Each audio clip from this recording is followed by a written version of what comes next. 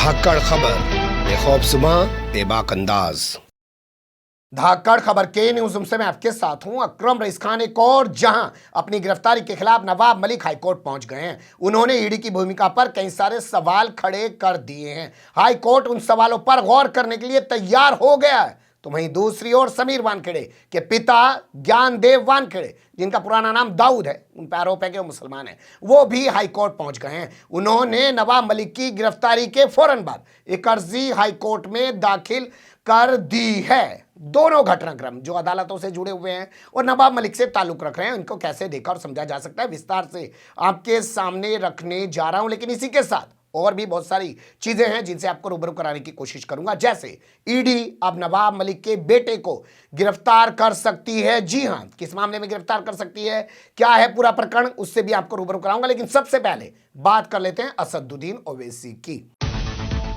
जी हां, सबसे पहले बात कर लेते हैं असदुद्दीन ओवैसी की। असदुद्दीन ओवैसी AIMIM के मुखिया और उत्तर प्रदेश के चुनाव में आजकल वो व्यस्त हैं। और यहां एक जनसभा को संबोधित करते हुए उन्होंने कहा कि देखो, जैसे आजम खान को उठा के जेल में डाल दिया गया है, बकरी चोरी का आरोप लगा के, किताब चोरी का आरोप लगा के, भैंस चोरी का आरोप लगा के, और मुख्यमंत्री होने के बावजूद अखिलेश यादव आज भी खुले घूम रहे हैं, ठीक वैसे ही नवाब मलिक को उठाकर महाराष्ट्र में जेल में डाल दिया गया है। और डिप्टी सीएम अजीत पवार, हालांकि उन्होंने नाम नहीं लिया लेकिन भतीजा वर्ड इस्तेमाल किया, तो भतीजे वही हैं, शरद पवार के डिप्टी सीएम हैं वर्तमान समय में। उनके खिलाफ ईडी की कई मामलों में जांच चल रही है, लेकिन अभी तक उनको गिरफ्तार नहीं किया गया है। यही सब कहते हुए उन्होंने कहा, देखो भतीजा खुला घूम रहा है, नवाब मलिक जेल में चला गया है। कैसे असदुद्दीन ओवैसी ने इस पूरे घटनाक्रम पर अपनी प्रतिक्रिया दी है, सुन लीजिए। अब देखो, आप मोदी भी एक ही है, राष्ट्रवादी कांग्रेस के नेता भी एक ही है। वहां पर नेता का भतीजे पर इल्जाम था। अगर भतीजा गिरफ्तार हो जाता तो राष्ट्रवादी कांग्रेस महाराष्ट्र को रोक देती, मगर क्योंकि गिरफ्तार होने वाले का नाम नवाब मलिक था, इसलिए सब गूंगे बनकर बैठे हैं। सब गूंगे बनकर बैठे। क्या नवाब मलिक पर जो इल्जाम लगा गलत है, झूठ है? और एक मिसाल देता हूं, आजम खान मंत्री थे, अखिलेश मुख्यमंत्री थे ना? मंत्री पर इल्जाम कि उन्होंने अपने मंत्रालय में किसी का गलत नौकरी पे रखा किसी को। आजम जेल में और मुख्यमंत्री हेलीकॉप्टर में फिर रहा है कि तुझ पर मेरी जवानी कुर्बान के नारे सुनते हुए। अगर मंत्री जेल में है तो सुन लिया आपने असदुद्दीन ओवैसी को। बात कर लेते हैं नवाब मलिक की, जो पहुंच गए हैं हाईकोर्ट। नवाब मलिक असल में पूरे मामले को लेकर सोमवार को ही हाईकोर्ट पहुंच गए थे। मेरे मन में आया कि सोमवार को आपको खबर बताऊं, मंगलवार को बताऊं, बुधवार को बताऊं, लेकिन जब हाईकोर्ट में कुछ हुआ नहीं तो हमने भी आपको बताना ज्यादा बेहतर नहीं समझा। बुधवार को खैर किसी तरीके से इस पूरे मामले में सुनवाई हुई, और सुनवाई के बाद हाईकोर्ट के जो जस्टिस हैं उन्होंने इस मामले को कहा कि वो सुनेंगे, और अगली तारीख उन्होंने लगा दी है इस मामले में 7 मार्च। जी हां, जिस दिन उत्तर प्रदेश में आखिरी चरण का मतदान हो रहा होगा, यानी कि 7वें चरण का मतदान हो रहा होगा, उस दिन बॉम्बे हाईकोर्ट के अंदर नवाब मलिक पर सुनवाई होगी। क्योंकि फिलहाल हाईकोर्ट ने ईडी से जवाब मांगा है कि भैया कि नवाब मलिक को जो गिरफ्तार किया है, ये जो सवाल उठ रहे हैं कि आपने अवैध रूप से गिरफ्तार किया, गलत तरीके से गिरफ्तार किया, और आपने जिन लोगों के बयान के आधार पर गिरफ्तार किया, वो गिरफ्तारी बनती ही नहीं है, उनका जवाब दीजिए। तो जस्टिस CS सनप हमारे पास है, एक नाम ये, और दूसरा नाम हमारे पास है जस्टिस SB शुक्रे। इन दोनों की बेंच ने इस मामले में ईडी से जवाब तलब किया है और अगली तारीख निर्धारित कर दी है इस मामले में 7 मार्च की। अगला अपडेट देख लीजिए, नवाब मलिक से जुड़ा हुआ क्या होने जा रहा है उनके साथ आज। आपको बता दें, नवाब मलिक को जब गिरफ्तार किया गया था तो उसके बाद उनको स्पेशल कोर्ट के सामने पेश किया गया था। स्पेशल कोर्ट ने 3 मार्च तक उनको ईडी की रिमांड में भेज दिया था। गिरफ्तारी के फौरन बाद उनकी तबीयत बिगड़ गई थी, उनको जेजे हॉस्पिटल में भर्ती कराया गया था। 2 दिनों तक वो जेजे हॉस्पिटल में भर्ती रहे थे। उसके बाद ईडी उनको अपने ऑफिस लेके चली गई थी, तब से वो ईडी की रिमांड पे हैं, और आज है 3 मार्च, आज उनको स्पेशल कोर्ट के सामने पेश किया जाएगा। बताया जा रहा है कि ईडी आज फिर से उनकी रिमांड मांगेगी, और देखना दिलचस्प होगा कि अदालत रिमांड देगी या नवाब मलिक को जेल भेज देगी। या जमानत दे देगी। ये तमाम चीजें हैं। हाई कोर्ट ने कल अपने फैसले में एक खास बात ये भी कही कि हम इस मामले को ठीक है 7 मार्च को सुनेंगे, लेकिन अगर उससे पहले निचली अदालत यानी कि जो स्पेशल कोर्ट है वो नवाब मलिक को अगर कोई जमानत दे देती है या नवाब मलिक से जुड़ा हुआ कोई आदेश सुना देती है तो हमारे यहाँ जो सुनवाई हो रही है इससे उस आदेश पर कोई फर्क नहीं पड़ेगा। तो ये आज होने जा रहा है नवाब मलिक के साथ। अब बात कर लेते हैं कि उनके बेटे की भी मुश्किलें बढ़ने जा रही हैं, उन्हें भी जेल में डाला जा सकता है। जी हां, नवाब मलिक के बेटे हैं फराज, उनको नोटिस भेज दिया ईडी ने। ईडी का कहना है कि बांद्रा कुर्ला इलाके में 200 करोड़ रुपए का फ्लैट, बताइए 200 करोड़ का एक फ्लैट, कितनी महंगी जमीन प्रॉपर्टी मुंबई के अंदर है, और आज तक ईडी को पता ही नहीं था। नवाब मलिक की गिरफ्तारी होने के बाद अब जाकर ये खुलासा हो रहा है।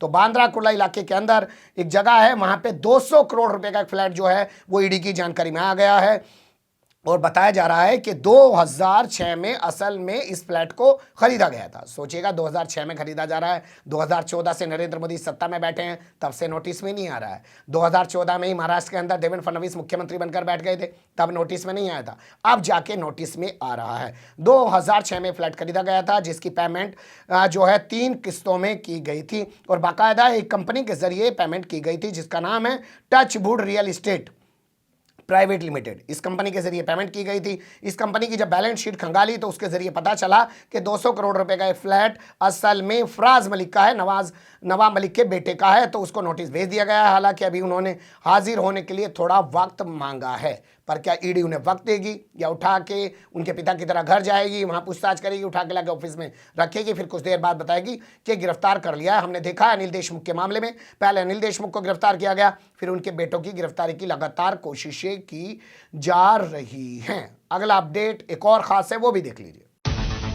नवाब मलिक के खिलाफ हाईकोर्ट पहुंच गए हैं ध्यानदेव वानखेड़े या ज्ञानदेव वानखेड़े, या यूं कहें उर्फ दाऊद। जी हां, पुराना नाम दाऊद बताया जा रहा है। उन पर आरोप है कि उन्होंने इस्लाम धर्म अपना लिया था, एक मुस्लिम महिला से शादी कर ली थी और उसी के बाद उनके 2 बच्चे पैदा हुए जिसमें से एक समीर वानखेड़े है।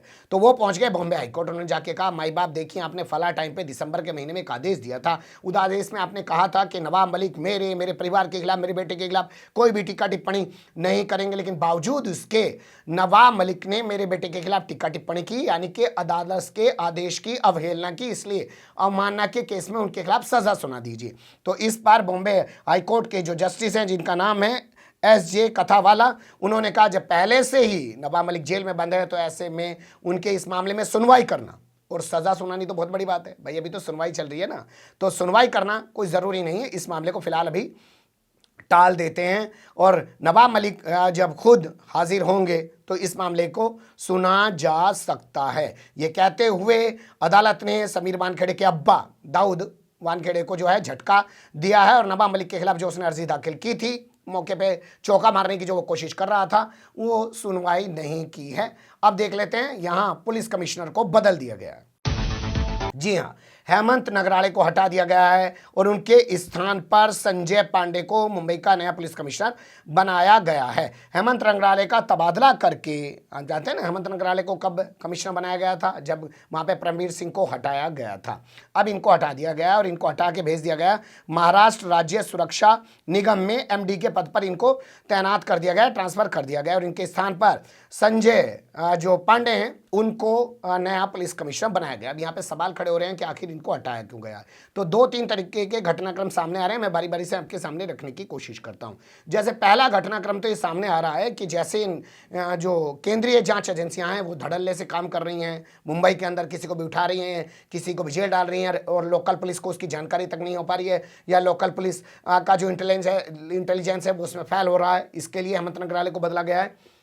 इसके अलावा ये भी आरोप लग रहा है कि जो परमवीर सिंह है, पूर्व पुलिस कमिश्नर रहा है मुंबई का, जिसे सुप्रीम कोर्ट से राहत मिल चुकी है, और इसके अलावा सचिन वजे जो एक मर्डर के मामले में जेल में पड़ा हुआ है, पुलिस वाला है, एनकाउंटर स्पेशलिस्ट बताया गया है, और जिस पर आरोप है कि उन्हें मुकेश अंबानी के घर के बाहर बाकायदा जो है धमाका खेज वस्तुएं सामग्री जो है कार के अंदर प्लांट की थी। इन दोनों की जब चांदीवाल आयोग में हाजिरी हुई, पेशी हुई, तो इन दोनों की मुलाकात करवाई गई अलग से बैठकर। इस मामले को लेकर हेमंत नगराले की भूमिका पर सवाल खड़े हो रहे थे, तो उनको बदल दिया गया है और ये संजय पांडे को लाया गया है। संजय पांडे को बताया जा रहा है बहुत तेज तर्रार ऑफिसर हैं। जब बाबरी मस्जिद को तोड़ दिया गया था, उसके बाद जब मुंबई में दंगे हुए थे, तब इन्होंने मुंबई पुलिस की एक तरीके से कमान संभाली थी। और जब मुंबई पर आतंकी हमला हुआ था जिसमें कसाब पकड़ा गया था, उस दौरान भी इन्होंने मुंबई पुलिस की कमान संभाली थी। ये डीजीपी भी रह चुके हैं, लेकिन बाद में इनको हटा दिया गया था। 1986 बैच के ये ऑफिसर हैं। तो ये भी एक बड़ा घटनाक्रम है, क्योंकि इसी बीच मोहित कंबोज को सिक्योरिटी देने की मांग भी उठ गई है। जी हां, ये भी एक काफी अहम खबर है, क्योंकि भारतीय जनता पार्टी के 1 या 2 नहीं 3 सांसदों ने पत्र लिखा है मुख्यमंत्री उद्धव ठाकरे को। सांसद मनोज कोटा, ये भारतीय जनता पार्टी के सांसद हैं। दूसरे सांसद का नाम है अतुल भात खलकर, जो है उसने पत्र लिखा है। और तीसरे सांसद का जो नाम है वो है अमित साटम, उसने पत्र लिखा है और कहा है कि जिस तरीके के खुलासे मोहित कंबोज ने किए हैं और उनके खुलासों के बाद नवाब मलिक को जेल भेजा गया है, इससे जो है मोहित कंबोज जो भाजपा के नेता हैं, उनकी जान को खतरा पैदा हो गया है, इसलिए उन्हें सुरक्षा दी जाए। 2020 में भी उनके पास सुरक्षा हुआ करती थी, लेकिन बाद में उनकी सुरक्षा वापस ले ली गई, इसलिए उनको पुलिस सुरक्षा दी जाए। तो ये तमाम घटनाक्रम आ रहे थे, मुझे लगा कि आपको रूबरू करा दूं। अच्छे बुरे जो भी लगे हों, कमेंट्स के रूप में आप लोग अपनी राय दे सकते हैं, खबर को लाइक कर सकते हैं, चैनल को सब्सक्राइब कर सकते हैं, ज़्यादा से ज़्यादा हमारी खबरों को शेयर कर सकते हैं। फिर ऐसे ही किसी सुलगते हुए या उलझते मुद्दे लेकर मैं आपके सामने हूँगा हाजिर। फिलहाल अभी मुझे दें इजाज़त।